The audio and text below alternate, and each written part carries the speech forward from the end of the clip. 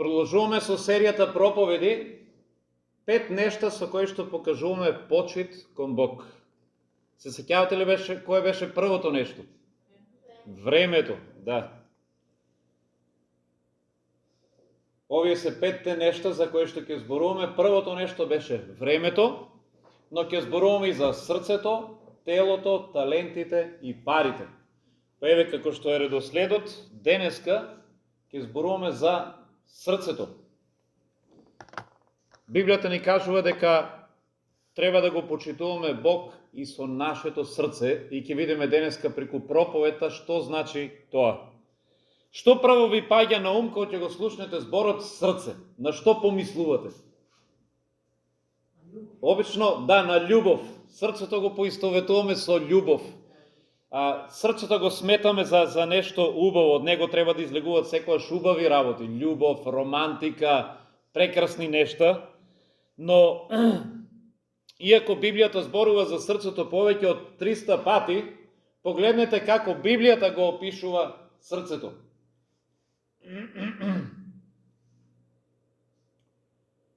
Во Марко 7 глава вели, од човечкото срце излегуваат лоши мисли, разни видови блуд, убиства и така натаму. Библијата ни кажува дека во човечкото срце се сместени сите овие работи. Понатаму, ако читаме исто така во Еремија, вели, поизмамливо од се е срцето и е страшно болно кој може да проникне во него. Причината за тоа е затоа што кога зборуваме за срцето, ние не мислиме на физичкиот орган кој што е во нас. Тоа не може да размислува, нели, не може да реагира.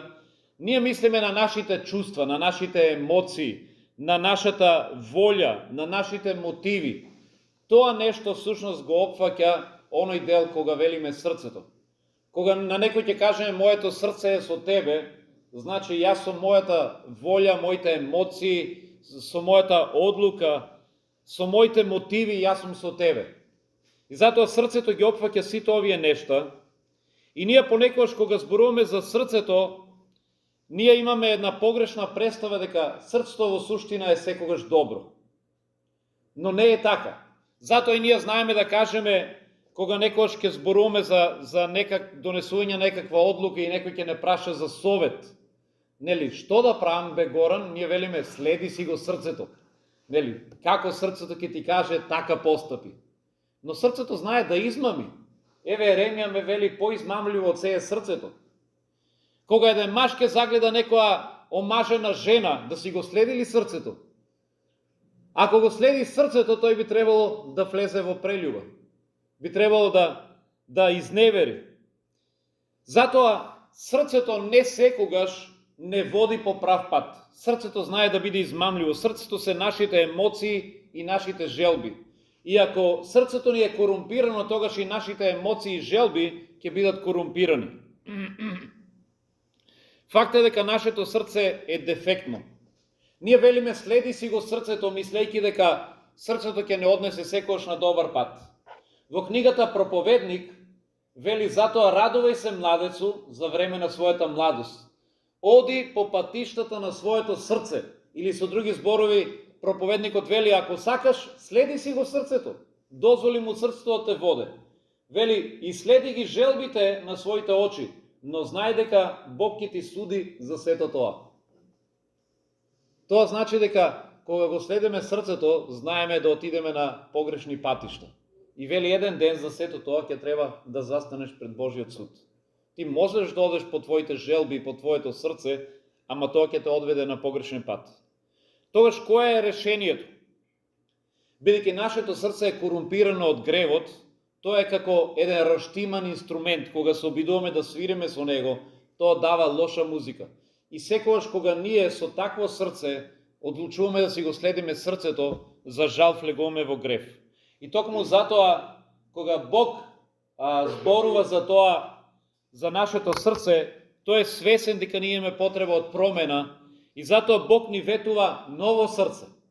Ако читаме во Езекил 36 глава, Бог вели, ново срце ќе ви дадам и ќе вдахнам нов дух во вас. Ќе го извадам каменото срце од вашето тело и ќе ви дадам срце од месо. Еве тоа е она што го нуди Бог на самите нас. Дури и цар Давид, кога тој изгреши со Вирсавеа и направи прелюба, тој се каеше пред Бог и во својот псалм 51 запишал: "Создај чисто срце, Боже, и обнови го духот во мене." Ние дури го имаме како песна, нели? Чисто срце дај ми, Господе. Давид бил свесен дека неговото срце е извалкано и тој барал чисто срце, барал обнова на неговото срце. Бог ни ветува ново срце и само на таков начин нашето срце може да функционира исправно и само на таков начин, ако нашето срце припаѓа на Бог, ние можеме да му служиме на еден исправен начин. И токму затоа е потребно, еве и во денешната проповед, почитувај го Бог со своето срце. Токму затоа е потребно нашето срце да му го предадеме на Бог. Бидејќи ако нашето срце не му припаѓа на Бог, тоа ќе оди по погрешни патишта. И не само тоа, ние зборуваме или ќе зборуваме за тие 5 нешта со кои што го почитуваме Бог. Знаете ли дека ако нашето срце не му припаѓа на Бог, тогаш и за останатите 4 работи ние нема да го почитуваме Бог и нема да му припаѓаме на Бог. Ако твоето срце не е со Бог, тогаш ни твоите пари нема да се со Бог, ни твоите таленти, ни твоето време, ни твоето тело. Ништо од овие работи тогаш нема да му даваш на Бог. Затоа е важно првенствено срцето да му го дадеш на Бог и потоа се друго ќе следува. Токму затоа читаме за македонците, за нас еве пишува во 2 Коринтијаните, Павле кога ги фали македонците за нивната дарежливост, кој што дури и надвор нивните можности, вели, дадовте и повеќе од што можете. Знаете што дава тој како коментар? Вели, но најнапред тие самите себе си му се предадоа на Господ. Тоа беше тајната на нивната дарежливост. Вели, знам за македонците дека првенствено тие самите му се предадоа на Бог. Со други зборови, нивното срце им припаѓаше на Бог, затоа и се друго беше лесно да прават за Бог. Кога срцето ти припаѓа на Бог, лесно е и да даваш за Бог, лесно е да служиш, лесно е и твоето време да го одвојуваш, но ако твоето срце не припаѓа на Бог, ако не го почитуваш Бог со твоето срце, тогаш и останатите 4 нешта нема да се таму. И со нив нема да го почитуваме Бог. Токму затоа е важно да го почитуваме Бог со нашето срце. И ова не е само добра желба на Горан. Знаете ли дека да го почитуваме Бог со нашето срце е всушност најголемата од сите заповеди? Се сеќавате ли во една прилика кога го праша Исус, мислам дека беа фарисеите: Исусе, која е најголемата заповед? Што кажа Исус? Која е најголемата заповед? Запишана е во Марко 12 глава 28 стих. И еве како гласи: Љуби го Господа твојот Бог со сето свое срце, со сета своја душа и сиот свој разум и сета своја сила. Но што е првото нешто што е нагласено? Најголемата заповед вели: љуби го Бог со сето свое срце. Тоа е најголемата заповед.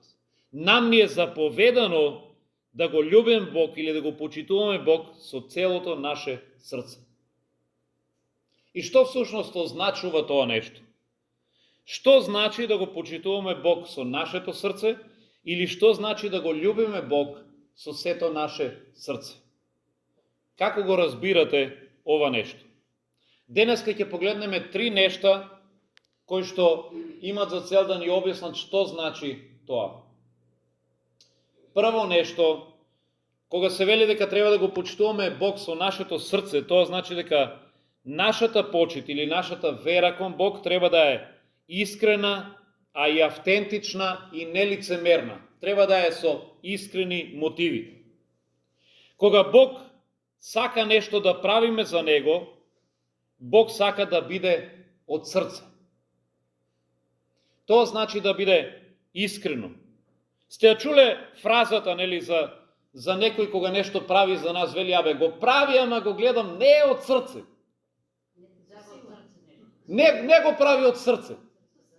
Што значи тоа нешто? Како го разбирате? Го прави формално. Абе, он е тука со мене, е со телото, ама ама не и со неговото срце. Не го прави од срце. Или за некоја девојка која што влегла во брак со богат човек, ние ќе кажеме не од срце. Таа не се ожени за него со срцето. Тоа значи дека не го направила со чисти мотиви, го зела за пари, не од љубов. Сега кога Бог бара од нас да го љубиме со неговото срце, со нашето срце, да го почитуваме со нашето срце, прво нешто тоа значи дека треба да е искрено, автентично и нелицемерно. Затоа читаме, вели, блажени се чистите во срце, затоа што тие ќе го видат Бог. Оние кои што своето срце си го пазат чисто, неосквернето за Бога. Оние кои што му го предале срцето на Бог. Во пета книга Мојсева, 28 глава, 47 стих, обраќајќи се до Израел, Бог вели, бидејќи не сакаше да му служиш на Бог, твојот Бог, со весело и радосно срце, заради изобилството во се, јас ќе те предадам на непријателите твои. Овде Бог вели, бидејќи не сакаше да ми служиш со весело и радосно срце. Гледате, ние можеме да му служиме на Бог, но да не го правиме тоа со весело срце. Или да не го правиме од срце. Да го правиме на некој начин како принудно, како должност. И овде Бог вели, јас кога ме следиш или кога одиш по мојот пат, сакам да го правиш тоа од срце. Со весело срце. Дали се што правиш за Бог го правиш со весело срце? Кога доаѓаш на богослужба наутро во недела, дали го правиш со весело срце? Еј, фала ти Господа, денеска на црква конечно ќе дојдем, викаш, пали богослужба бе, пали треба да одам на црква. Кога се молиш на Бог, некој може и така размислува. Кога се молиш на Бог, дали го правиш од весело срце? Викаш, еј, конечно, сега со Бог ќе поминам време. Фала ти Боже што можам се настрана да тргнам и си викаш, пак ли треба да се молам, пак на молитва. Кога читаш Библијата, дали ти е весело срцето? Давид кога зборува за неговото слово, вели, твоето слово за мене е како мед, посладко е и од мед, вели Давид. Тоа е, вели, како светилка на моите патеки. Дали за тебе Божиот збор е посладок и од мед? Дали го гледаш на таков начин?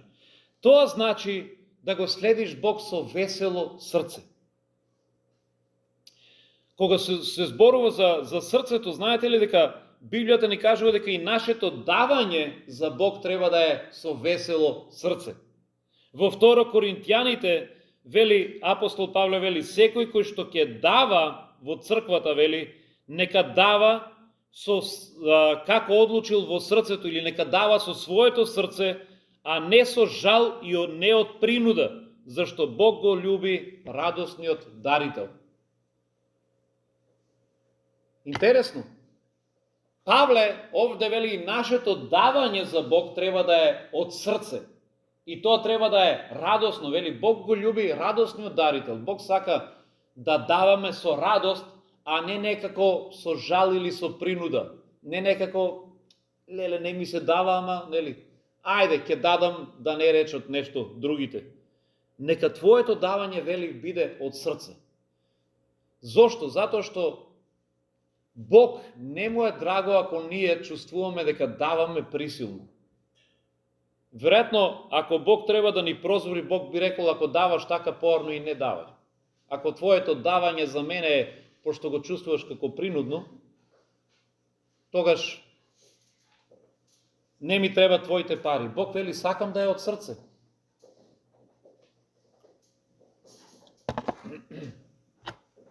Има еден пример во кој што таткото кој што заедно со неговото синче оде редовно од црква, сакал да го научи и тоа да дава за Бог. И една недела му дал $10, но во банкноти од по $1. И тоа значи во раката имало вкупно $10, но книжни по 1.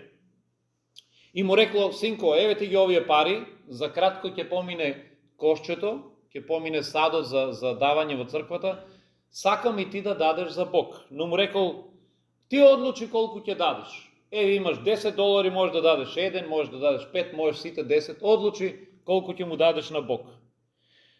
И кога поминувало кошчето за давање, сите поред почнале да даваат, поминало кошчето покрај детето, тој ја пружило раката, но не ставило ништо. Таткото го забележал тоа нешто и рекол: синче, гледам ништо не стави, што беше причината?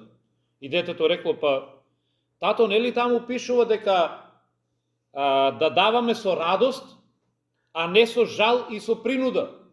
И родителот рекол: да, така пишува. Па мене ми беше жал.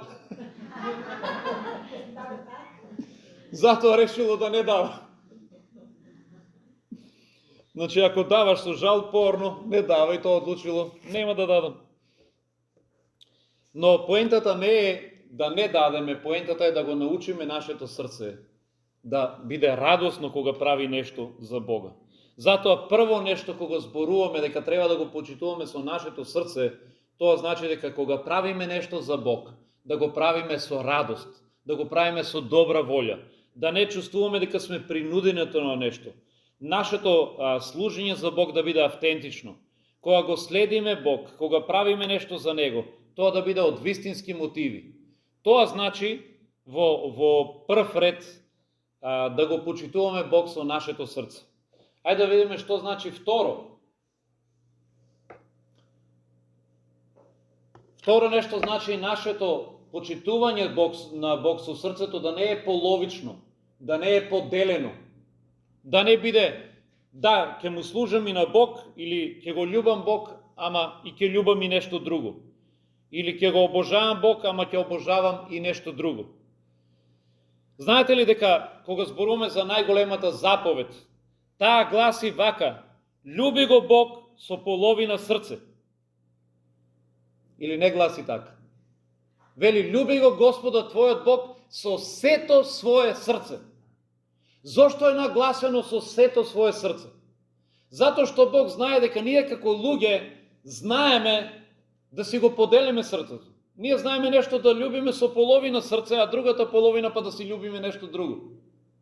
Ние знаеме да бидеме луѓе кои што не сме целосно предадени во нешто. И затоа овде заповедта гласи со сето свое срце. Тоа значи целосна предаденост. Давид во неговиот псалм, во 138 псалм, вели: ќе те славам, Господи, со сето свое срце. Повторно е нагласена таа идеја, целосно. Да го љубиш Господ со сето свое срце значи целосна предаденост. Без никаква задршка, без никаква резерва, да кажеш: Господе, ќе те љубам целосно, ќе те љубам потполно, ќе ти верувам целосно. Немам никакви резерви, ниту пак ќе одлучам да бидам барем во дел од нешто, да бидам нелојален или неверен. За жал има еден текст во Библијата, во втора книга Летописи, во 25 глава, каде што има еден многу тажен коментар за еден цар по име Амаси. За него пишува вака: правеше се што е право во Господовите очи, ама не со сето срце. Слушнете го уште еднаш. Вели: Амаси правеше се што е право во Господовите очи. И до тука звучи многу убаво. Прекрасен цар. Ама последниот дел од коментарот вели: ама не со сето срце. Нели ви загрижува овој вториот дел?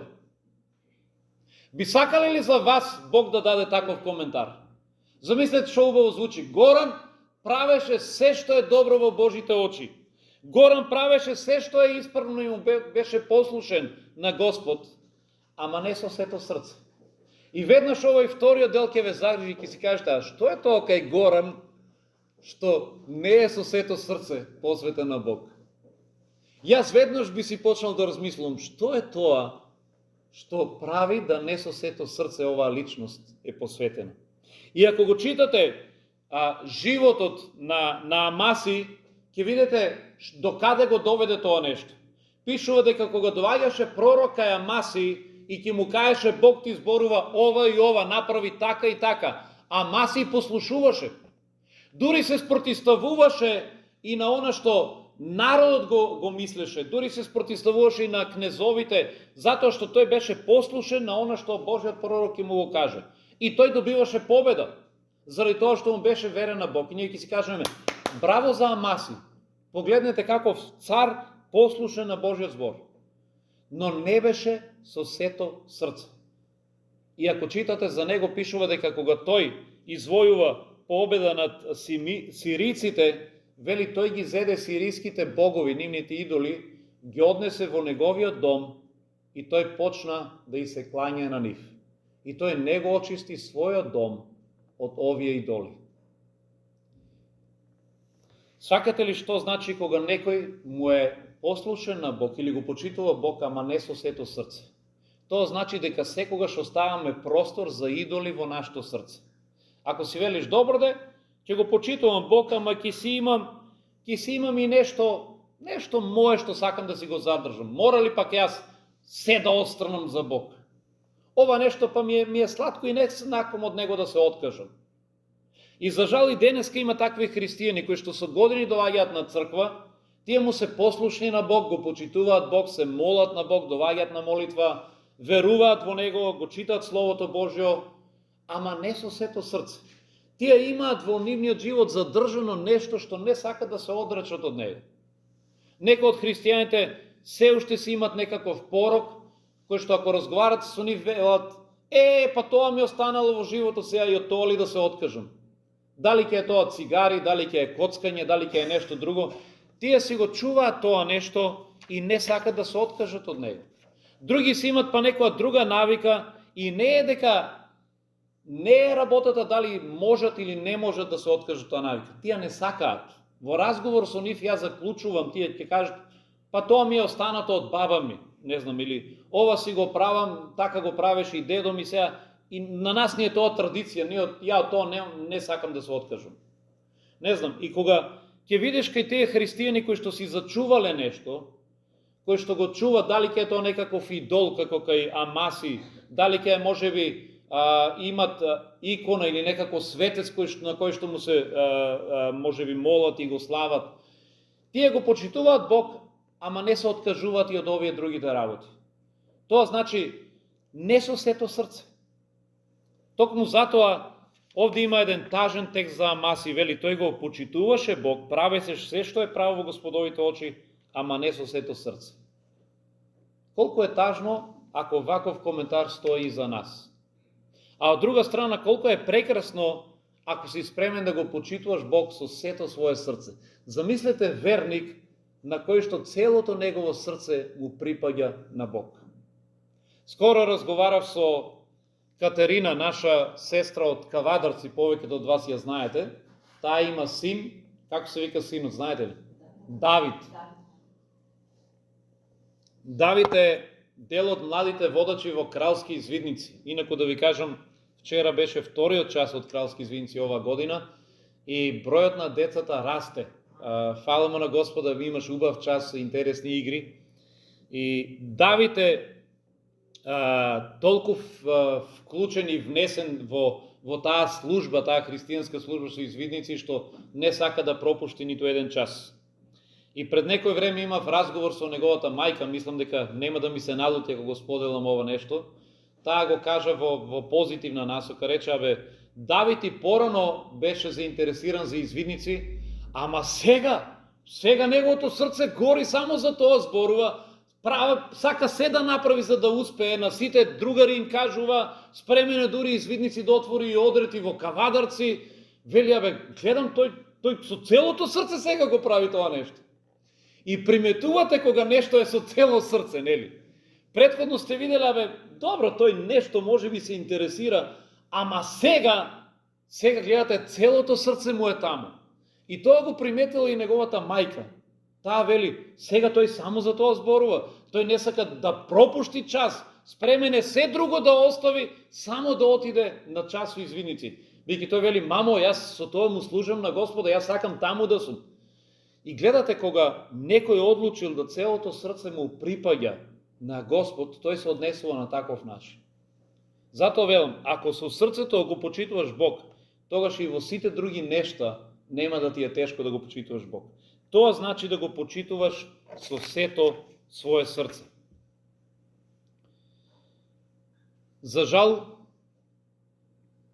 има луѓе, како што реков, кои што го љубат Бог, ама не со сето свое срце. И вие ќе си кажете, па добро, тоа не е толку страшно. Не е страшно, еве, па никој не е совршен, нели? Не можеш па баш во се да си, нели, добар. Секој има своја мана, но не е прашањето дали имаш мана, прашањето е дали си спремен да се откажеш од таа мана. Дали си спремен срцето и во тоа нешто да му го дадеш на Бог. Предпоставете си жена која што е омажена за маж и му вели, слушај, таа претходна еве имала можеби 20 љубовници, се гледала со многу мажи. И таа му рекла, знаеш што, јас сега кој ќе се оженам за тебе, кој ќе се омажам, ќе ги оставам сите тие љубовници. Ама со еден од нив ќе се гледам така еднаш, два пати во годината. А во сите останати денови, еве 365 денови во годината се, од тие 365, 360 ќе ти бидам верна на тебе. 5 денови во годината ќе се гледам со друг маж. Шо мислите вие, во ред ли е такво нешто? Никако. На вас така да ви кажат, ќе се согласите ли? Нели? 5 дена во месецот ќе се гледам со друга жена. Никој од нас не би се согласил на такво нешто. Не би рекол вака, па чекай да израчунам, па добро, види, не е лоша работата сега. Ајде сега, па 5 дена да не ја ситничареме толку. Нели? 5 дена нека биде со друг маж, останатите 360 ќе биде со мене. Но вие очекувате од таа сопруга или сопруг очекувате да ви е верна или да ви е верен со целото срце. Нема 5 дена, 2 дена, нема ни 1 ден. Абе, 1 час нема, 1 минута ако те видам со друга жена, мене нема да ми е во ред срцето. Јас сакам да ми припаѓаш на мене. И затоа кога ние велиме, нели, абе добро, јас ќе го почитувам Бог, ама нешто ќе си задржам од некои работи што не му се угодни на Бог, па тоа ми е мене сладко да си го правам, тоа значи не го почитува Бог со целото свое срце. Затоа целото срце значи, Господи, јас ќе ти бидам верен во се, ќе ти бидам верен целосно. И јас не сакам ни дел од моето срце да ти изневерува. Не сакам ни во еден сегмент од моето срце јас да имам некаков идол, нешто што ќе те замени тебе. Затоа разберете колку е важно да му припаѓаме на Бог со целото наше срце. Тоа значи целосна лојалност, целосна посветеност на Бог. Нашето срце целосно да му припаѓа. Скоро слушнав еден виц, еден интересен пример, шега, за некој генерал кој што имал чета на војници кои што постојано му кажувале дека тие се толку лојални на него што се спремни да го дадат и својот живот за него. И тој сакал еден ден да ја тестира нивната лојалност. Си искачил на едно повисоко место, војниците биле под него сите, целата чета, и тој зел еден пердув и рекол, сакам да видам колку вие сте ми лојални. Дали сте спремни било кој од вас ако треба и да умрете за мене? Тие рекле, да генерале, нашето срце на тебе ти припаѓа, спремни се и животот да го дадеме. Тие рекол, добро, ќе го пуштам овој пердув од високо. Врз кого пердувот ќе падне, сакам тој да си го одземе животот за мене. И кога го пуштил пердувот, наеднаш почнале сите почнале сите да дуваат. Што мислите? Колка била нивната лојалност? Понекогаш и ние реагираме на сличен начин кон Господ. Ние велиме, Боже, јас сум ти лојален, моето срце целосно ти припаѓа на тебе. За тебе сум спремен се да направам и животот да го дадам. Ама кога пердувот ќе почне да паѓа, ние почнуваме да дуваме. Викаме, кај баш мене, само да не падне врз мене, нека падне врз некој друг таму. Шо мора баш јас за Африка да одам, Господе? Баш мене ли ми избра? Мора ли баш јас па да жртвам? Мора ли баш јас да дадам? Мора ли баш јас да чистам? Ајде некој друг, мора ли јас да проповедам? Така да, ние велиме, Господе, моето срце ти припаѓа на тебе, ама дали е целосно? Дали е целосно? Затоа, заповедта гласи, љуби го Бог со целото свое срце. И трето нешто ќе погледнеме што значи да го почитуваме Бог со нашето срце. Тоа значи да не е формално или да не биде само со зборови, со некаква надворешна форма на побожност, да не биде религиозна почит без никаква суштина. Кога читаме во Матеј 15 глава, 8 стих, таму Исус цитираше еден стих од Стариот Завет, каде што Бог зборува за почита, но слушнете што вели. Мојот народ ме почитува само со устните, а со срцето е далеку од мене. Мислам дека сите знаеме што значи ова нешто. Кога велиме дека некој само со устните ме почитува, кога ќе кажеме некој пријател само со устните ме фали, нели ме почитува, ама со срцето не, тоа значи неговата почит е формална, лицемерна. Тој само на зборови се фали, ама на пракса го нема никаде. Знаете, ќе дојде некој пријател и каже, абе, у било кое време да ме побараш, шо и да ти треба, тука сум за тебе. Абе, ако ти треба 10.000 евра, одма ти ги давам. Колата, ако ти треба, ти ја давам, било шо, мојата куќа е отворена за тебе. Ама кој ќе дое реално моментот, абе, кај баш сега ме најде, извини, ама немам, абе, не можам, слушај, утесно сум. И вие сваќате дека само со зборови тој ви е пријател. Затоа Бог вели, мојот народ ме почитува само со устните, но со срцето е далеко од мене. На Бог му е важно да го почитуваме со срцето, а не само формално. Какво е тоа формално почитување? Во пета книга Мојсева, Бог, укорувајќи ги евреите кои што надворешно искажуваа некаква побожност, вели, обрежете го своето срце и не коравете го веќе вратот. Знаете, на евреите е било заповедено во знак на послушност кон Бог, дека се негов избран народ, машките деца да бидат обрезани. И тие го правеле тоа нешто.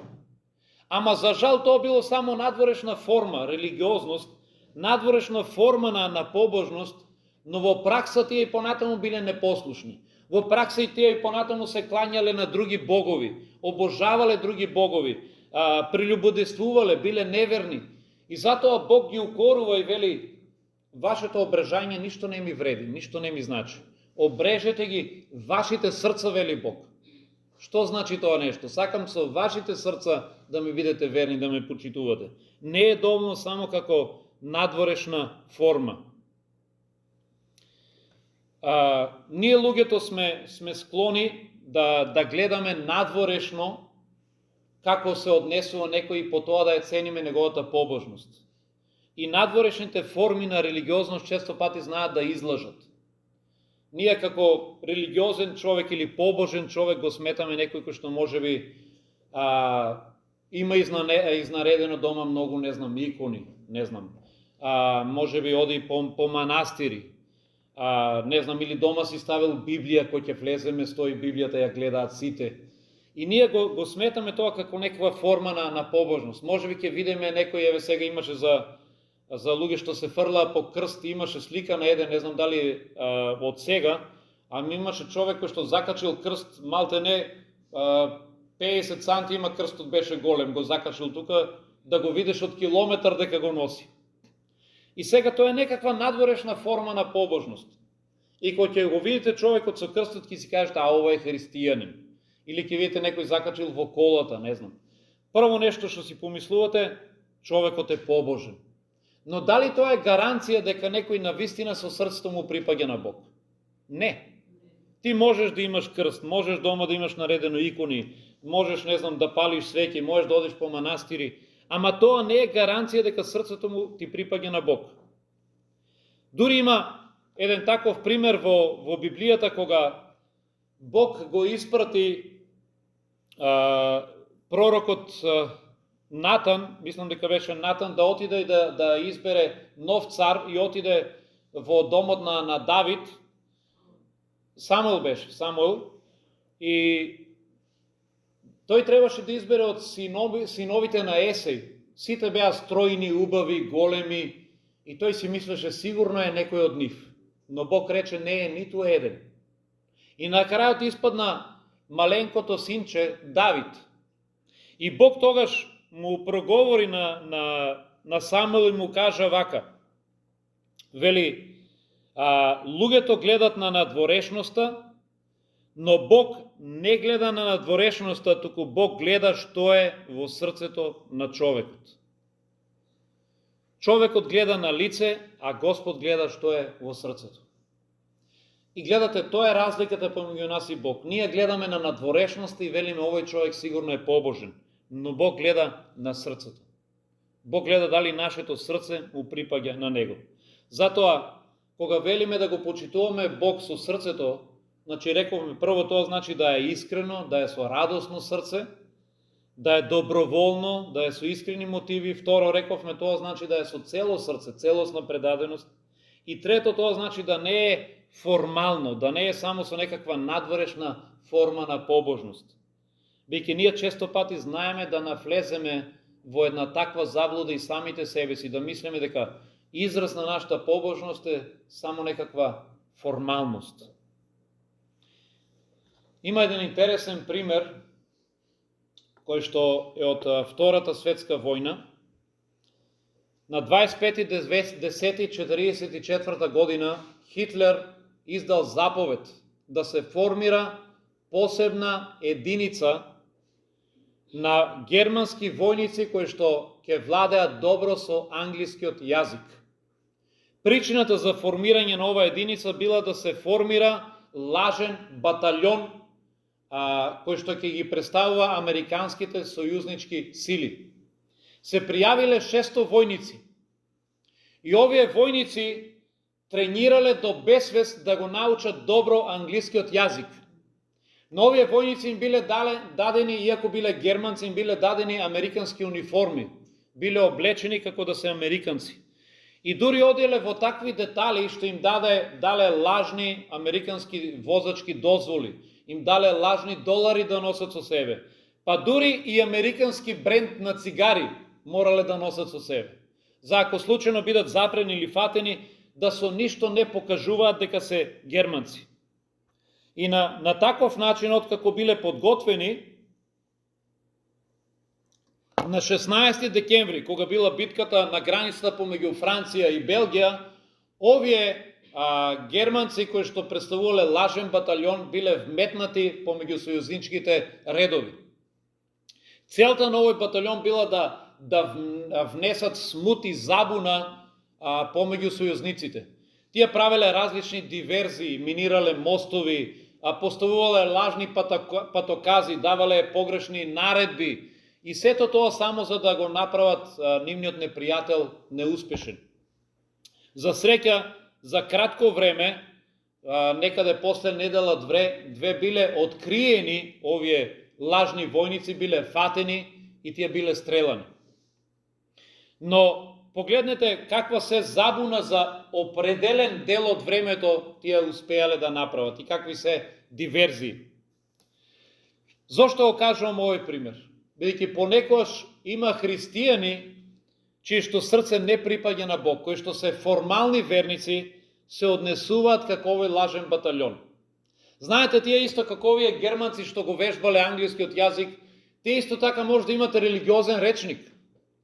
Тие знаат кој ќе ги сретнете да кажете слава на Бога, Бог да те благослови, нели може да користат такви фрази и изгледаат како христијани. Павле кога го следеше една жена обседната од демони, таа цело време ги фалеше и велеше: ова се слугите на живиот Бог, ова се слугите на живиот Бог. И вие ќе си помислите, ова е христијанка, бе, го фали Павле. Но на крајот излезе дека не е христијанка, туку жената била гатачка и врачара и таа имала во себе си, имала дури демони. Овие војници дури носели лажни документи. Многу од луѓето денеска што се изјаснуваат како христијани имаат документ за тоа нешто. Тие ќе ви дадат и крштелница и кажат: виде, јас сум крстен, еве ви крштелница, документ потврда од црквата. Но дали живеат како христијани? Тие кажуваат дека се христијани, исто како овие војници што ако ги запрати ќе кажат: јас сум американски војник, ама тие живеат спротивно, како што и војниците всушност со нивниот живот нанесуваат повеќе штета за христијанството отколку корист. Исто како и овие војници. Бидејќи со нивниот живот тие живеат спротивно на оно што Господ Исус заповедал. Тие си живеат неверно, многу од луѓето што денеска се нарекуваат христијани можеби си имаат своји швалерки, љубовници, крадат, лажат. Еве гледаме што се случуваше овие денови. Згазил девојка, избегал, згазил човек, избегал. па слушаме за човек кој што неговиот татко го ослободувал, не знам, 100 пати поред од затвор. И замислете колку се луѓе се вмешани во тоа нешто. Судиката, пријателите, сите тие не размислуваат за правдата, него размислуваат само како да си го заштитат својот син или криминалот. Но истите тие луѓе, ако ги сретнете и ако ги прашате дали си христијанин, тие ќе се ударат во града и ќе кажат да, христијанин сум, јас ја пазам мојата вера. Но каков христијан си ти ако си извршил убиство или заштитуваш убиство? Каков христијан си ако поддржуваш неправда? Затоа едното со другото не оди. И токму затоа да го почитуваме Бог со нашето срце, значи да не биде тоа формално, да не биде тоа лицемерно, да не биде само на збор. Бидејќи Бог вели ме почитуваат само со зборови, само со устните, а срцето им е далеку од мене. Цар Давид е пример за човек кој што го почитуваше Бог со своето срце. Не знам дали знаете, но единствен човек за кој што во Библијата стои напишано дека беше човек според Божјото срце е цар Давид. Ако читате во Дела апостолски 13 глава, овде е запишано, вели, Бог им го подигна за цар Давид, за кој што Бог посведочи и рече: го најдов Давида, синот Есеев, човек според моето срце, кој ќе ја исполни целата моја волја. Давид беше човек според срцето Божјо. Тој имаше срце како што Бог сакаше. Срце кое што му беше угодно на Бога. Што значи да си има срце според Божјото? Тоа значи да ги имате истите афинитети како што Бог. Да имате истата страст за она за кое што Бог копне. Да ги имате истите вредности, да го љубите тоа што Бог го љуби. Тоа значи да имате срце кое што му е угодно на Бог. И со што Давид покажа дека неговото срце е такво? Прво, гледаме дека Давид го љубеше Божиот збор и неговата волја. Читаме во Псалм 119 вели: о, колку го сакам твојот закон, тоа е моje посредување цел ден. Твојот збор, вели, го скрив во моето срце, за да не ти сгрешам. Давид беше човек кој што знаеше да се покае кога ќе сгрешеше. Читавме во Псалм 51 дека тој се каеше и велеше: Господе, создај чисто срце во мене, дека тој знаеше дека сгрешил пред Бога. Давид со радосно срце го славеше и го фалеше Бога. Во Псалм 139 вели: ке те фалам, Господе, зашто јас сум чудесно создаден и прекрасни се твоите дела. Толку ми е душата за тебе и мојата душа е жедна за Бога, за живиот Бог. Ово се само дел од нештата кои што може да ги видиме кај Давид. Давид исто така му веруваше целосно на Бог. Му беше посветен на Бог. Давид кога излезе да се бие со Голијат, со джинот, тој не се плашеше затоа што знаеше Господ е со мене. И тој излезе пред Голијат само со едно каменче и го победи джинот. И Давид беше спремен да му служи на Бог со целосно срце. Затоа можеме да го земеме овде Давид како пример. Да имаме срце како што имаше Давид, за да може утре Бог да каже: срцето на овој човек е според мојата волја. Тој е човек по моето срце. За крај може би останува прашањето: како да имаме срце по Божјата волја? Како да го почитуваме Бог со нашето срце? Ќе ви кажам дека можеме и срцето да го тренираме. Ако му дозволиме на срцето, тоа може да љуби и грешни работи, како што кажав на почетокот. Срцето е измамливо, но ние мораме да го научиме да го дресираме нашето срце. Мораме да го тренираме и понекогаш да му наредиме на нашето срце: нема да го љубиш тоа нешто, ќе го љубиш она што Бог го сака. Понекогаш не е тоа тешко. Да му наредиш на срцето, тоа значи да наредиш на емоциите. Кога твоите емоции ќе тргнат во погрешна насока, ти имаш обврска како христијанин да ги запреш тие емоции. Имаш обврска како христијанин да им кажеш на тие емоции: нема да одите натаму. Нема да го љубам тоа што Бог не го љуби или тоа што Бог го забранува, а ќе го љубам тоа што Бог сака. И затоа да го љубиме Бог со нашето срце е процес. Ние треба да учиме да го тренираме срцето. Но мораме да научиме да му наредуваме на нашето срце што тоа да сака и што не.